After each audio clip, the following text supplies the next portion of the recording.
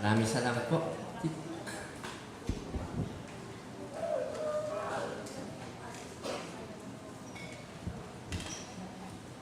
Praise the Lord.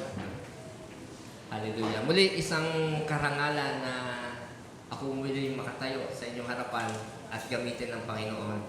No? Sa Kanya lang po ang papuri at pagsamba magpakailanman. Praise God. Hallelujah.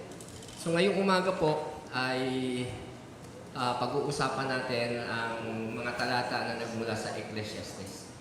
So, chapter 4, verse 9. So, ito po yung text na panggagalingan ng topic natin ngayon.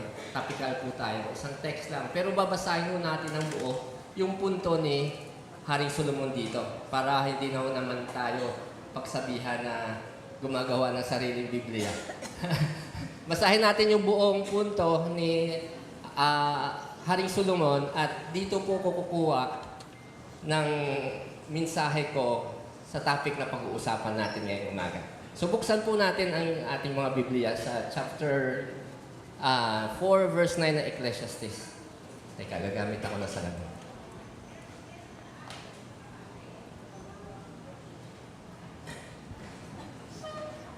At babasahin ko ito sa Pilipino. Ang sabi dito, ang dalawa ay mas mabuti kaysa isa sapagkat sila'y may mabuting gantimpala sa kanilang pagpapagod. Ito po yung punto. Sapagkat kung sila'y bumagsak, ibabangon ng isa ang kanyang kasama. Ngunit kahabag-habag siya na nag-iisa kapag siya'y bumagsak at walang iba na magbabangon sa kanya.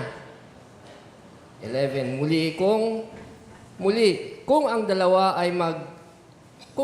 ay mahigang magkasama, may init nga sila. Ngunit paanong maiinitan ang nag-iisa?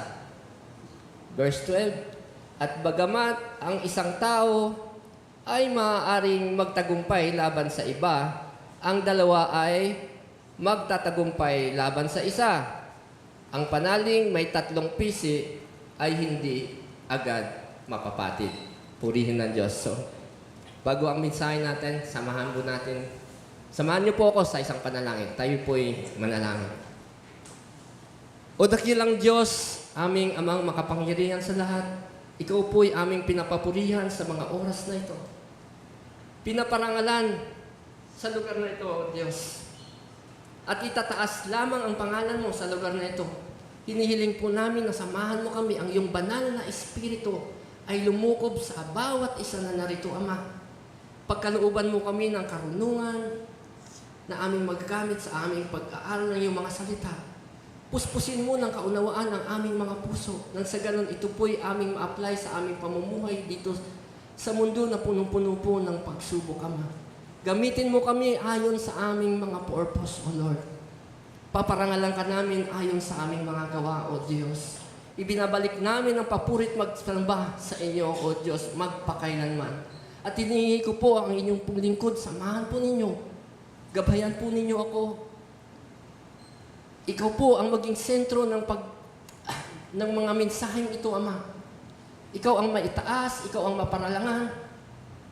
Gamitin mo lang po ako, Ama, sa inyong ubasan. At naway, ang bawat isa, Ama, ay magpasakop sa iyong presensya, sa iyong pag-ibig, at sa iyong kadakilaan. Ito po ang aming samot dalangin na may pagpapasalamat sa pangalan ni Jesus.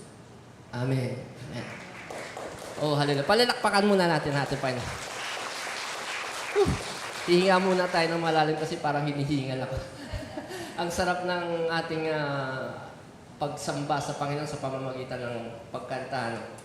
Sarap sa pakiramdam. Ang feeling ko tapos na yung mensahe. Hallelujah. Praise God.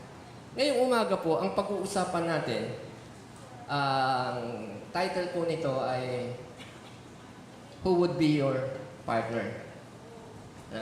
Sa binasa natin kanina, kasi kaya lang isang text lang to sa verse 9, ang sabi doon kanina, 2 are better than 1. Kasi kaya daw sabi, magre-resulta ito ng magandang resulta. O ibig sabihin, pag dalawa, compare sa isa, mas maraming magagawa ang dalawa kaysa isa.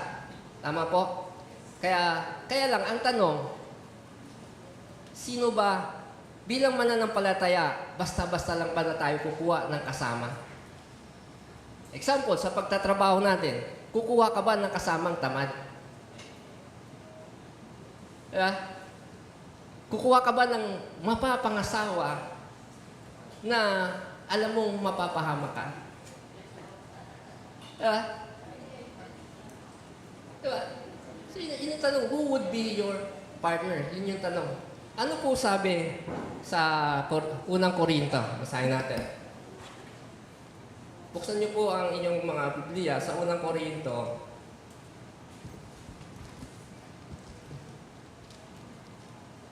Unahin natin yung chapter 15, verse 33. Okay. Chapter 15, verse 33. Ang sabi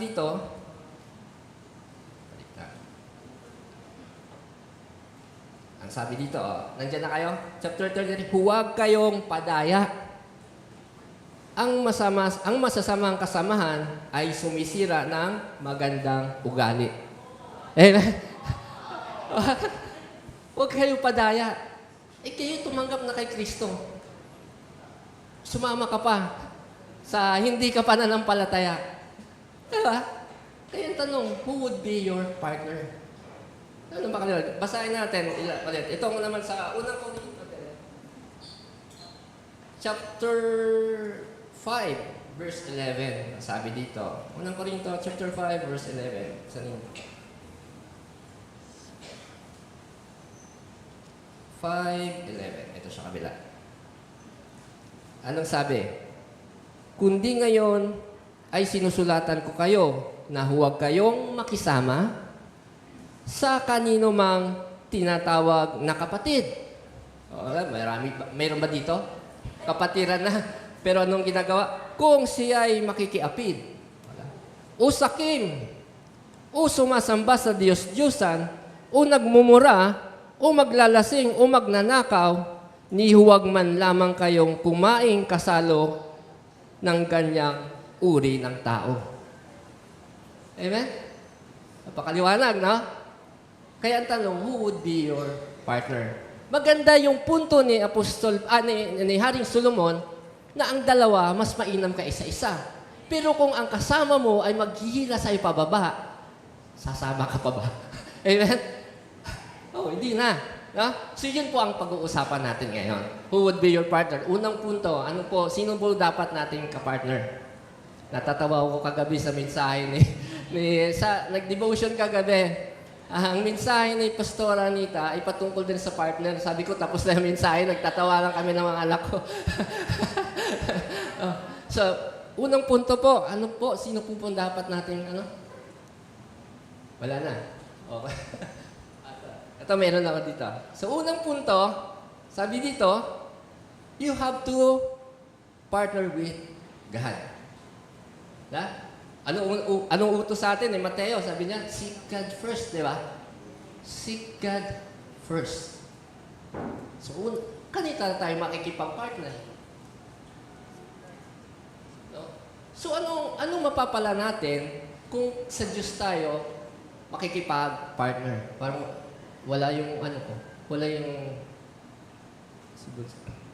sige, basahin ko na lang. Meron naman ako dito. Ang tanong, bakit sa Diyos tayo makikipag-isa? Because living God is meaningless. Living without God is meaningless. Ang mensahe ni Haring Solomon sa Ecclesiastes, ang main message dito, ang pinaka-main message ni Apostol Pablo, ni Haring Solomon, doon sa Ecclesiastes, ang paghangad daw ng earthly wealth o mga pleasure sa buhay na hindi mo kasama ang Diyos ay walang saysay. Meaningless. Sa ibang salin, sa King James, futile. Mga ngaral, 6:6. Ang sabi doon, walang saysay. Sa verse 1, di ba? Walang saysay. Ang lahat ng bagay na ating makamtan So tayo lahat naghahangad naman talaga di ba? Naghahangad tayo na mapaangat ang buhay, magkaroon tayo ng magandang pamumuhay, may magandang trabaho, may magandang sasakyan, may magandang ano. Pero ang paghangad nito na hindi kasama ang Diyos ay walang saysay. Amen? Mahalaga yon. Kasi sa mundo na ito, kailangan naman natin yung talaga yung mga pangangailangan natin. Pambili ng pagkain, Pero dapat sa paghangad natin yun, huwag natin kakalimutan ng Diyos. Kasi siya po yung dakilang provider natin. No? Sa buhay natin, natutunan ko, yung challenges pala at ang success, hindi pwedeng magkahiwalay. No? Kaya sabi ni Santiago, magalak ka kung ikaw ay dumadaan sa samot-saring pagsubok. Bakit? Hindi mo masasabing success ka kung hindi ka dumaan sa pagsubok. Hindi mo masabing nagtagumpay ka kung wala kang labanan na nila pinagdaanan. Totoo ba? Tama ba? Masasabi mo lang na nagtagumpay ka dahil nalampasan mo yung pagsubok na pinagdaanan. May pinagdaanan ka. Tama? At sino ang magdadala sa iyo ng tagumpay? Marami nagrereklamo, Lord, hirap na ako. Lord, ang hirap naman ng pinagdadaanan ko. Nag-iisa na lang ako sa buhay. Sister, wala na akong iba inasahan, kundi ako na lang. Pero maganda doon, sabi niya, ang Diyos. Sabi niya, ako at ang Diyos na lang. Kasi yung asawa ko, sabi niya sa testimony, paralisado na, hindi na nakakapagtrabaho. Kundi ikaw na lang ang aking inaasahan. Yan ang pinakamaganda doon. Ang Diyos ang ating inaasahan. Diba? Kasi sabi napag-usapan din kagabi, yung Mateo 11, sabi niya, kapag ka nahihirapan, tumawag ka sa Diyos. Sabi ng Diyos, diba? Come to me. Lahat kayong nahihirapan. Lahat kayong nabibigatan. Pasanin mo ang aking pamatok dahil ito'y magaan. Sasamahan kita. Diba? Totoo yun, Kung nakita mo sa mga magsasaka, di ba, yung pamatok na yon, kung ikaw ay mag-aararo, ang gamit-gamit dati nila ay baka, ox, or kabayo. Laging dalawa yun. Diba? Laging dalawa, may kapartner. Kasi pag isa lang, mahihirapan siya. Mahirap mag-araro, Mabigat po kasi yun, bakal. Hihilahin ng iisa, mahirap. Pero kung dalawa, gagaan. Amen? So, kaya, maganda yung punto ni Hari Solomon. Mas mainam ang dalawa kaysa isa. Kaya lang, sino dapat ang ating, So, ano pang benepisyo na kasama natin ang Diyos? Sabi dito,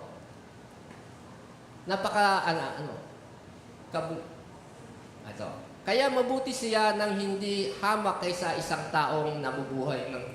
Parang hindi ko sabi sa akin yan. Okay, okay na. Kasi yan, hindi ba't isa lang ang una, uwian ng lahat. Mali. Ito. Sabi dito, ito yung ito yung pinupunto, bakit kailangan kasama natin ang Diyos. Sabi niya, dahil siya ang puno ng ubas at kayo ang mga sanga. So, siya yung puno, tayo yung mga sanga. Ang mananatili sa akin at ako'y sa kanya ang siyang magbubunga. Doon napakaliwanag. Di ba? May kadugtong pa, nang sagana, sapagkat wala kayong magagawa kung kayo'y hiwalay sa akin. Praise God. So, kanino kayong makikipag-partner? God. Praise God, no? Sa Diyos. Unahin natin. Alam ko lahat tayo may mga pangarap. May mga desire sa ating mga puso. Pero unahin natin ang Diyos. Dahil wala kayong magagawa kung lahat tayo'y hiwalay sa Diyos. Amen? Lahat yan ay magiging walang saysay. Sabi na sa isang talata, ano man ang kapakinabangan na ang lahat ng kayamanan dito sa mundo ay mapapasayo, ngunit mapapahamak naman ang kaluluwa mo. Kaya dapat lang na makipag-partner tayo sa Diyos. Dahil kung sa Diyos tayo man nakipag-isa, hindi tayo magkakamali. Amen? Okay. Next slide po. Kanino pa tayo makikipag-partner? You have to be partner with your wife and family. Amen? Marami, minsan natawa ko nung may shiner si Mami sa akin. May shiner si Mami sa akin na parang nagre-reklamo na hindi daw napapansin yung babae. Ang lalaki daw, okay lang na magbigay lang ng pera. Tapos wala na. Si mother, lahat ng gumagawa, pag-aalaga ng bata, paglilinis, paglalaba, ang dami. Pero yung lalaki pa daw na binibigyan ng parangal na mabuti ng ama kasi nagbibigay siya.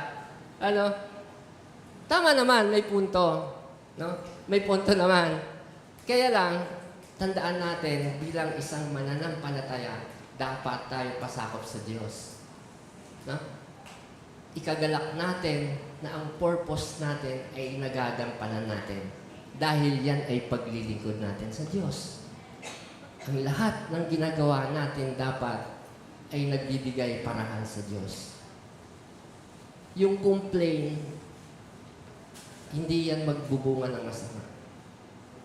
Yung reklamo tayo ng reklamo tayo ng reklamo. Kasi may pangako naman ng Diyos, di ba? Sabi ng Diyos, pagdating ng araw, yung mga luha mo ay papahirin ko yan. Lahat ng hirap at sakit mo, aalisin ko yan. Di ba? The joy that will come ay hindi mapapantayan o mahalin tulad sa hirap mo ngayon. Amen? So, dapat, kung ikaw ay makikipag-isa, piliin mo na ang makadiyos. Diba? Sabi dito sa 2 Korinto, no? Buksan niyo yung Biblia nito. Sa 2 Korinto 6:14. Nandyan ba yan, ha? Wala. Okay. Sige, basahin na lang natin. 2 Corinthians. Buksan niyo po yung 2 Corinthians chapter 6, verse 14. Basahin natin.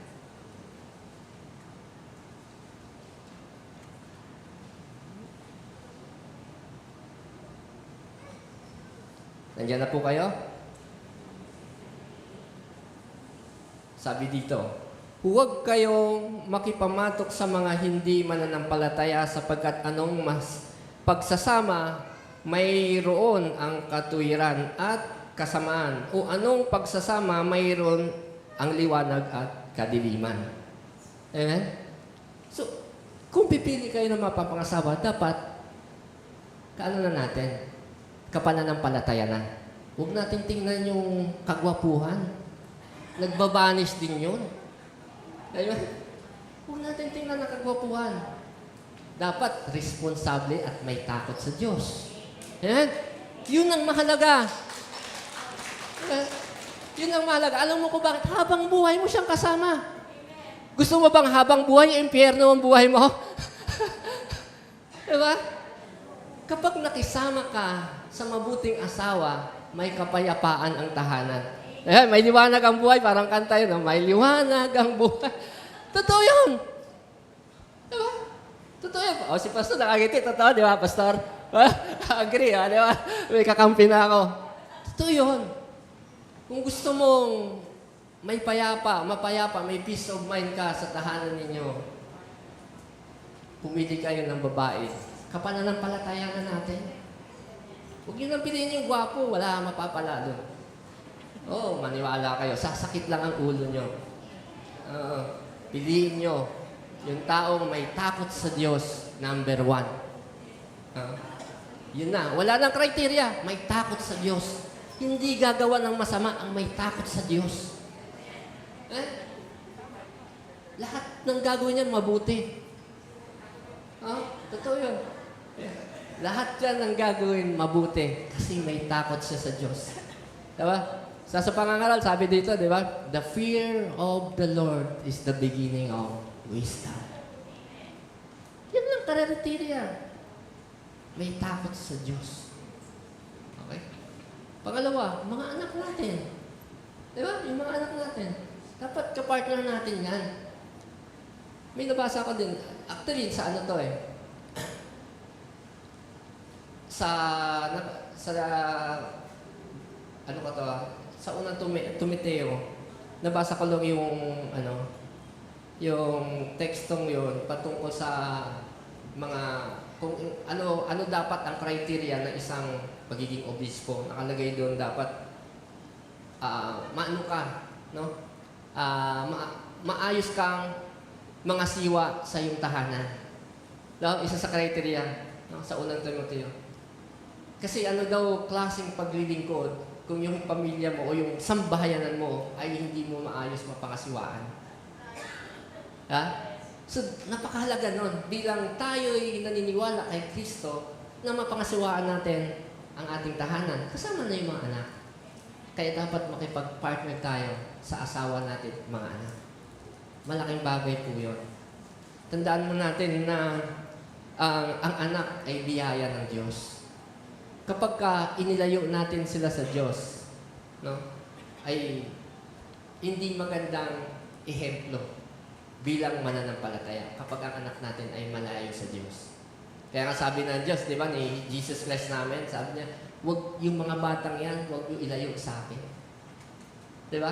Kasi sila yung makakapasok sa kaharian ng Diyos. Di ba? Huwag yung ilayo. Kaya mahalaga yung ina na iyong mapapangasawa may takot sa Diyos dahil ilalapit niya ang ating mga anak sa Diyos. Nakakatuwa yung mga bata na malapit sa Diyos.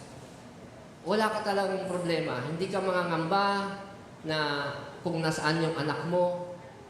Hindi ka mangangamba na ano na kaya nangyayari sa kanya. Bakit? Kasi alam mo, ang anak mo ay may pananampalataya sa Diyos. Hindi rin gagawa na. Tingnan mo yung mga anak ng may kumikilala sa Diyos. Pag pumasok sa eskwelahan yan, uuwi. Kung may pupuntahan man yan na gathering, magpapaalam sa magulang, alam mo kung saan siya pupunta. Hindi ka mag-iisip, ano kaya yung bata? Iniisip niya yung iniisip ng magulang niya. Diba? Magpapaalam niya, malilate lang ako ng uwi, nandito pa kasi ako. So, ganun. May malasakit ang bawat isa. Diba? Ganun po dapat pangisawaan ang ating tahanan bilang isang leader ng tahanan. Kaya dapat mahalaga makipag-partner ka sa asawa at yung mga anak. Amen? Mahalaga po yun. Pangasiwaan natin. Kahit hindi ka magpastor o hindi ka maging obispo, kahit simpleng tatay ka lang, pag napangasiwaan mo ang iyong tahanan, yun ang tinatawag na tahanan na napakasarap ng buhay. No? Yun ang importante, yung may kapayapaan tayo, maging saan man tayo. Diba? Maraming nai-stress, maraming nagpapakamatay dahil walang kasiyahan sa puso. Diba? Pero kung maayos yung tahanan mo, no? Ako, matagal akong nagtatrabaho sa isang kumpanya. Kapag ang isang empleyado may problema sa bahay, pagpasok niyan, hindi makapagtrabaho ng maayos yan. Oh, problema din ibibigay sa iyo yan. Kaya iba dyan, kami, pinapauwi na lang namin. Kung may problema ka, umuwi ka na. Bakit? Maapektuhan pala ng kasama mo. May stress din sa'yo eh. Kasi nagdala ka ng stress. So parang ano yan eh, epidemic. So, ang gagawin mo dyan, pauwiin mo na lang. Makakabuti pa. Aanuhin mong nandun ang isang tao, nandun nga siya, pero yung presensya niya wala dun.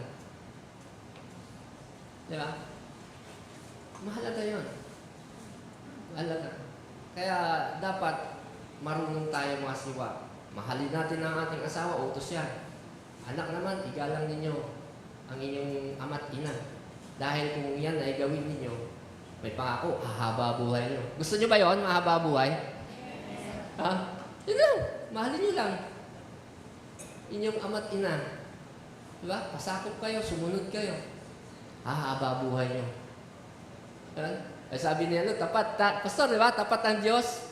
Pag sinabi niya, tutuparin niya. Pag wala kang stress sa buhay, walang dadapo sa iyong sakit. May kapayapaan, may kasiyahan ng puso mo. Sabi nga niya, gabi sa akin, sabi niya, ano ka ngayon, parang bata mo pa tingnan, lagi ako napag-anawagan. Sabi niya, pwede ka pa kumanap ng bata. Sabi, grabe ka na mag-isip.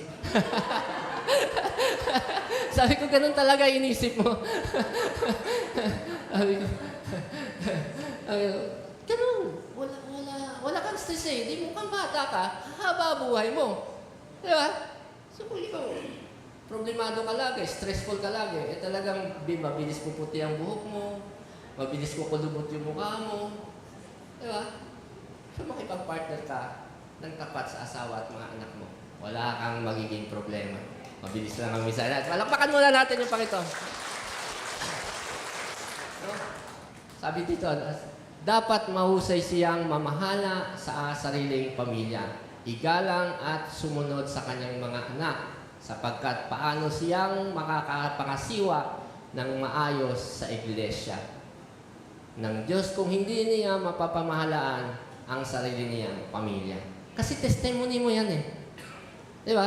Kahit ordinaryong ka lang, hindi mo kailangan maging pastor para gawin mo yung mga bagay na to.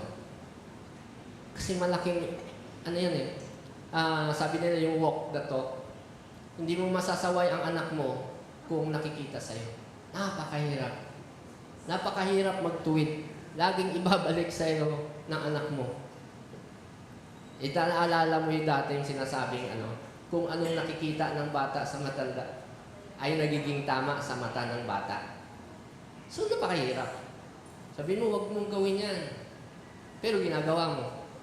Wala pang isip yung di ba? Wala pang karunungan. Nakita ko sa tatay ko to. Ibig sabihin, tama. So, kakalakihan yan eh.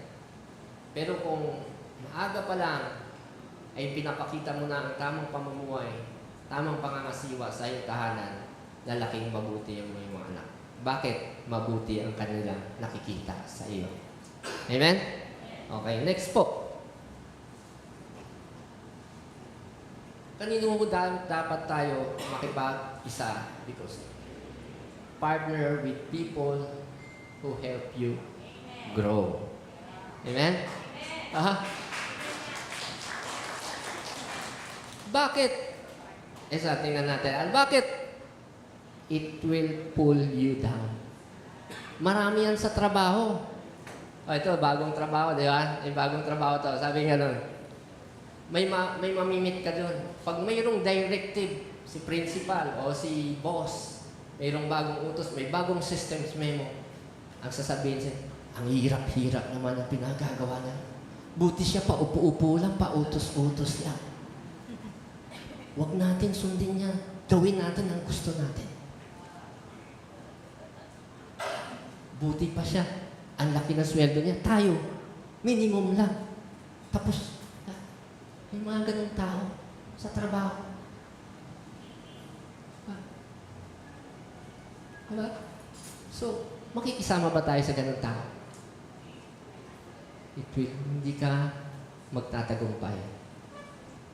Hihilahin ka niya pababa. Kung gusto mo maging manager, kung gusto mo umangat sa buhay, iwasan mo yung mga ganang tao.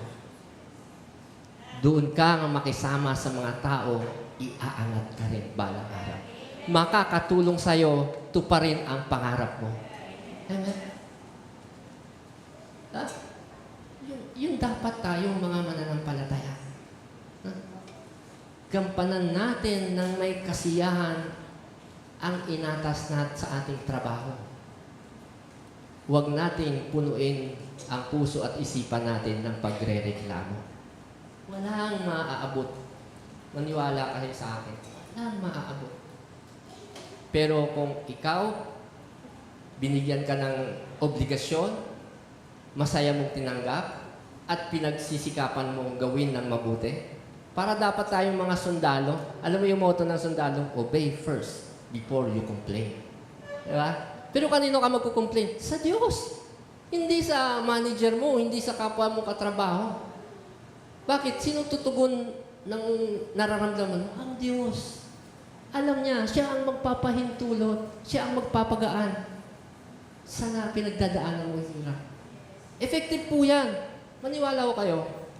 Hindi madali magtrabaho eh. Hindi madali magtrabaho. Ang daming toxic. Pero pag nilapit mo sa Diyos, Lord, hirap na hirap ako sa lugar na ito. Tulungan mo ko, alam ko, ikaw lang ang makakatulong sa akin. Naririnig ng Diyos lahat ng panalangin natin. Lahat ng daing natin. Kapag nandyan ang Diyos sa puso mo, alam na alam niya. Totoo yun. Maniwala ko kayo.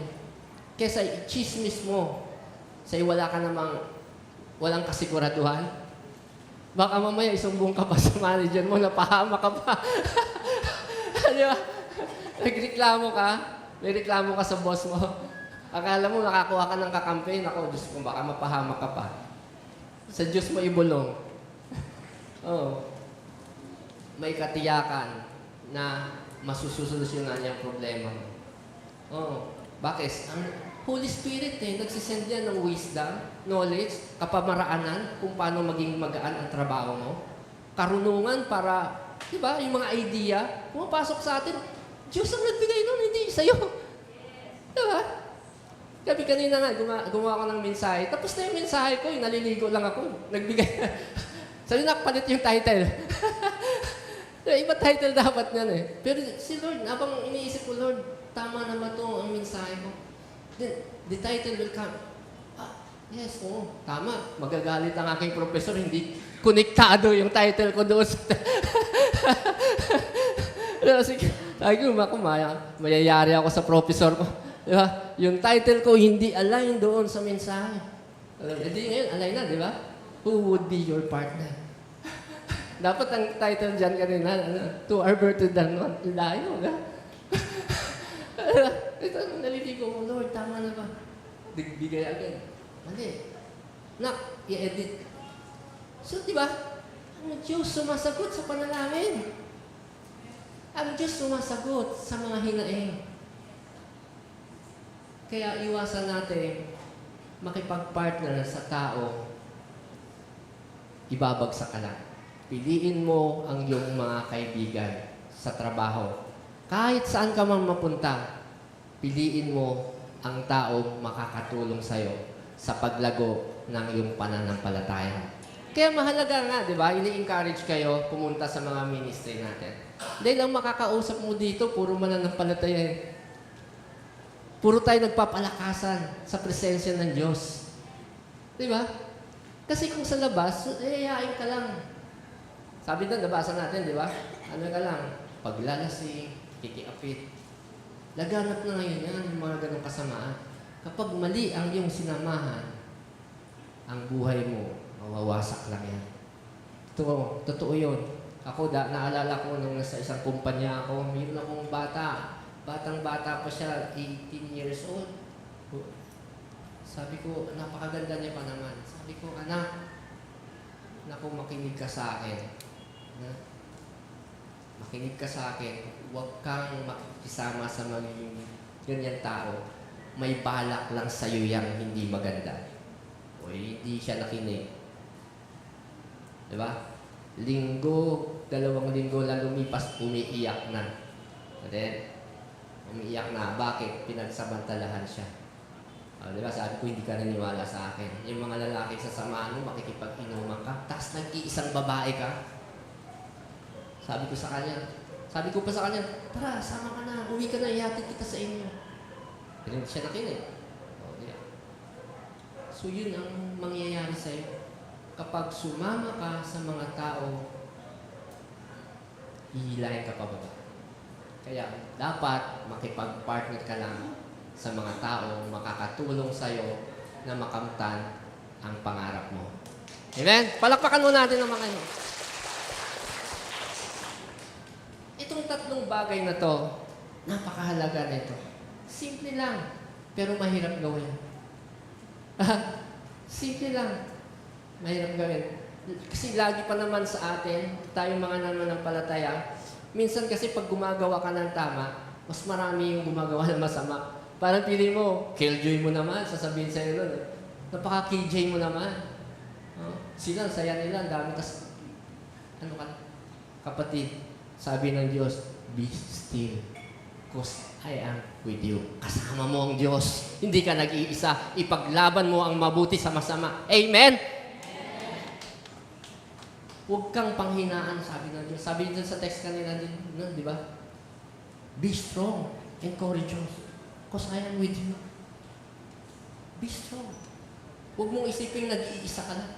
Tandaan mo, kasama mo ang Diyos. So kung sa tingin mo, may nararamdaman mo ang ganung bagay sa trabaho mo, be still, sabi ng Diyos. Huwag kang sige, makiayon ako kasi saya nila. Nag-iisa lang ako, malungkot naman. Hindi ka nag-iisa, kasama mo ang Diyos. Be still. Keep the faith burning. Kasi, napapahamak ka lang. Yun ang taong magdadala sa iyo sa kapahamakan. Kaya dapat, yun ang titingnan mo sa lugar ng trabaho mo. Ako, masayang-masaya ako ngayon. No? Nag-aalab ang puso ko sa kasiyahan sa bago kong trabaho. Bakit? Papalibutan ako ng mananampalataya. Patungkol sa Diyos lagi. Kapag may mabigat, sama-sama kaming mananalangin. Kapag mayroon kaming task na gagawin, inuumpisa namin sa panalangin. Ibang-iba. Sabi ko, Lord, ang galing mo talaga. Diba? Kaya ako nag-resign totoo. Actually, hindi pa talaga ako dapat mag-retire. Isa lang yun sa nagpahirap ako. Kasi, naramdaman ko yung sinasabi ko sa inyo Yung nag-iisa ka lang, ipagawa na ng tama. Tapos, ang dami nila, tapos parang ikaw pang mali. Totoo yun. Mararamdaman mo yun. Kapag ang dami nila, tapos feeling mo nag-iisa ka lang, sabi ko, hindi ako para dito. Pinanalangin ko sa Diyos. Di dinala ako. Ngayon, masaya ako. Diba? Masaya ako ngayon. Wala akong problema. Dahil lahat ng tao doon, pinupush kang umangat. Pinupush ka, hindi nagkulang sa panalangin, hindi nakikipag-usap ko pa ng pag-udi. Sa Diyos mo na. Unahin natin si Lord. Bakit? Hindi yan mangyayari kung hindi pa hinutulot ng Diyos. Sabi sa akin, ang galing naman na ito. Pangarap ka ng pangarap ng malaki. Tapos, hindi mo ilalapit sa Diyos. Sabi niya, mapapagod ka lang. Sabi sa akin, mapapagod ka lang.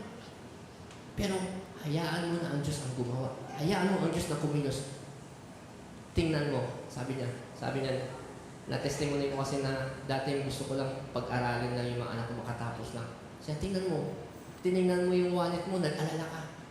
Kasi walang laman Sino nag-aalala? Buksan niyo yung wallet, walang laman. Lahat tayo, di ba? Nag-aalala, pagtingin mo. Wala na naman yung wallet ko. Ang sahod sa akin, paano pala ngayon? Agis? 11? 12? Pero wala na naman yung wallet mo. Di ba mag-aalala ka? Sabi, huwag kang mag-alala. Mag-pray ka. Si Lord ang gagawa ng paraan. Ay, totoo nga. Nakakuha kami ng kliyente. Di ba?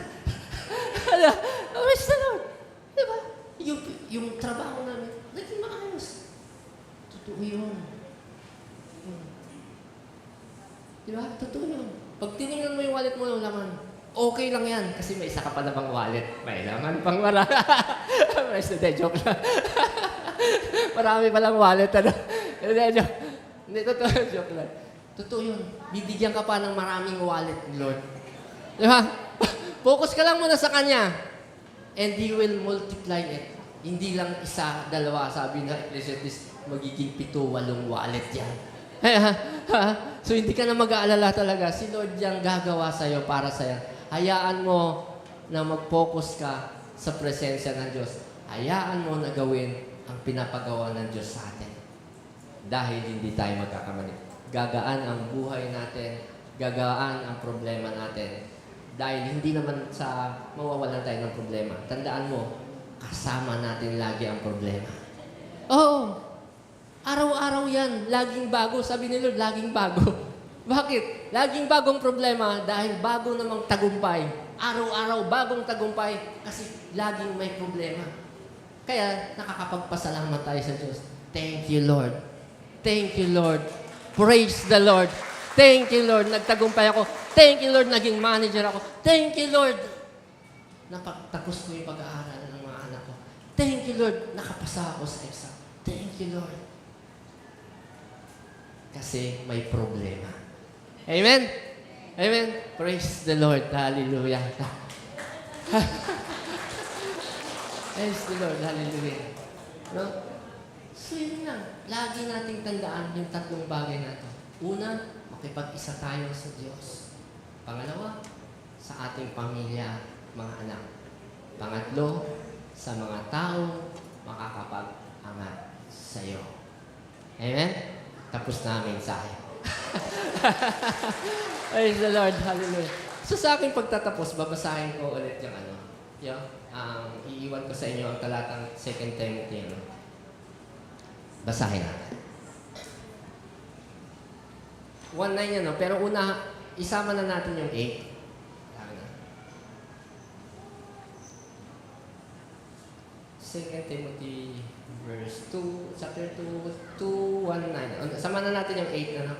Nandun na kayo? Chapter 1.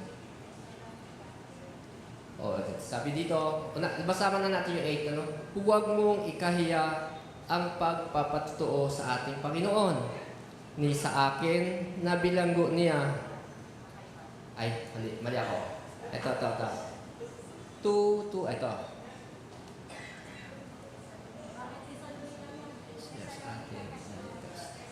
Ito, sa 8. Kasi 9 na nandyan eh. Sama ko na yung 8. Huwag mong ikahiya ang pagpapatutuo sa ating Panginoon.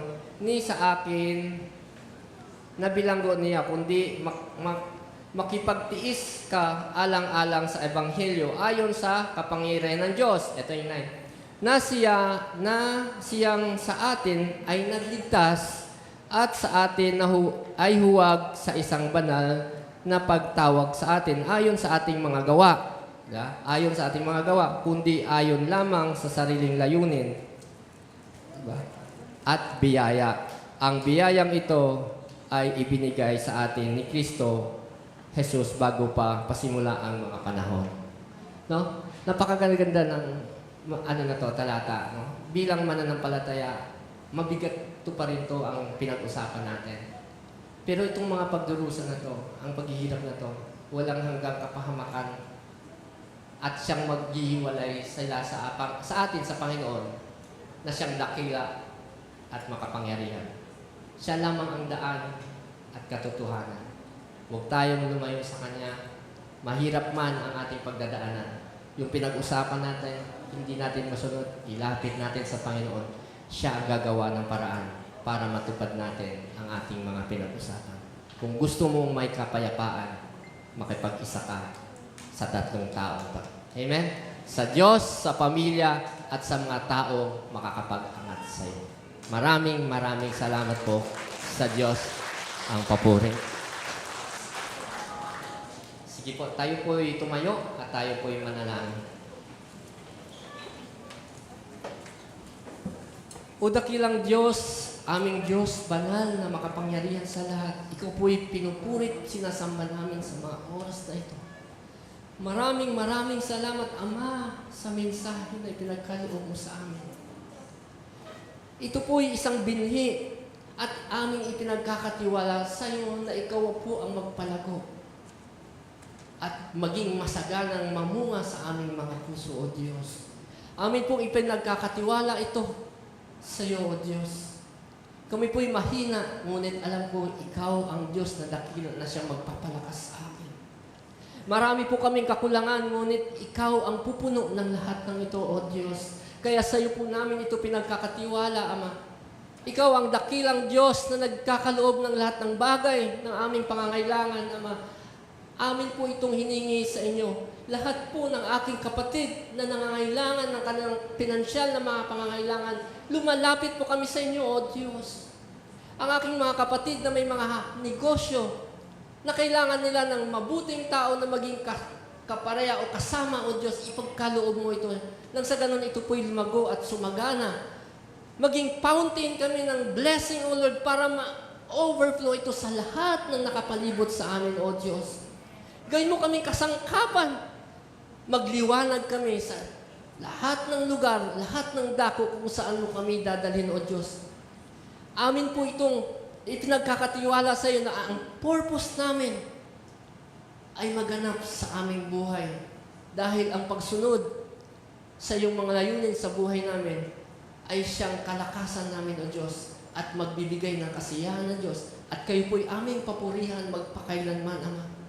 Ama, ipinagkakatiwala din namin sa inyo yung school, Moses Cradle Academy, ang aming Bible School, ang lahat ng manggagawa, teachers, maging ang pinakamaliit, O Diyos, lalong-lalo na ang nangangasiwa at ang pamilyang nangunguna sa iglesyang ito.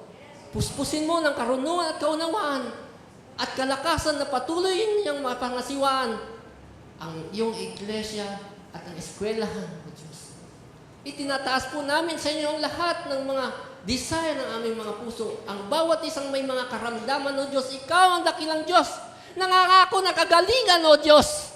Sa iyo namin ay pinagkakatiwala ito sa iyo. Alam ko, Ama, paggagalingin mo sila.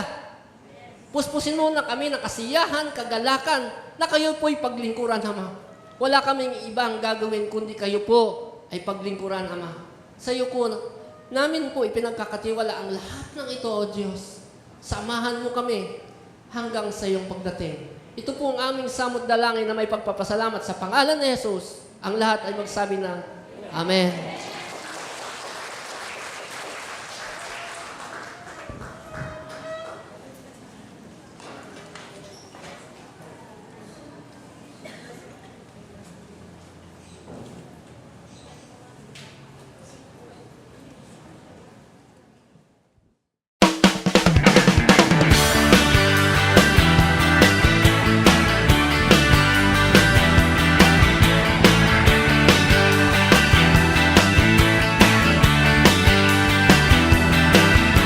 God, you've been so good to me. You came and found this orphan and you brought me right into your family. Oh yeah. Oh God, you've been so good to me. You threw away my past and you never count my sins against me. No, thank you, Lord. You got me dancing, and now I'm shouting. You got me leaping, and now I'm spinning hallelujah. Oh, you're so good to me. You're so good to me.